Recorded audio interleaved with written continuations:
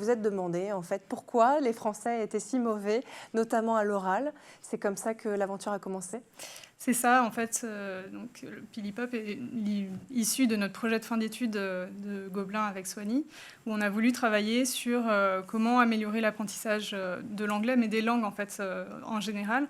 De par nos différentes expériences, on s'est rendu compte qu'à l'école, on pratiquait très peu l'oral, on ne parlait très peu en fait dans la langue qu'on apprenait, et en fait, ça se voyait tout de suite quand on arrivait ensuite sur le marché du travail ou à l'âge adulte. On savait très bien écrire en anglais, mais dès qu'il s'agissait d'avoir une vraie conversation, tout le monde est très déstabilisé.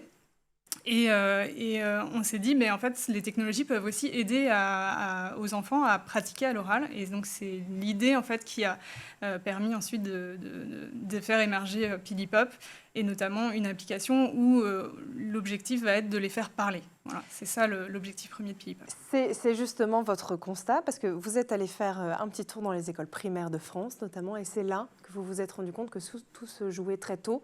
Ça a été votre constat, et c'est pour ça que vous avez souhaité créer l'application, notamment? Oui, et c'est aussi en discutant avec des chercheurs, des chercheurs en neurosciences, qui essayent de comprendre comment est-ce qu'un cerveau d'enfant fait pour apprendre une langue, déjà sa langue maternelle, mais aussi des langues étrangères. Et en fait, les enfants, avant 7 ans, ont cette capacité à apprendre des sons, des phonèmes qui n'existent pas dans leur langue maternelle. Et en fait, cette capacité, on la perd au fur et à mesure qu'on grandit. Donc c'est très important, dès la petite enfance, de leur faire écouter des langues étrangères, d'autres sonorités.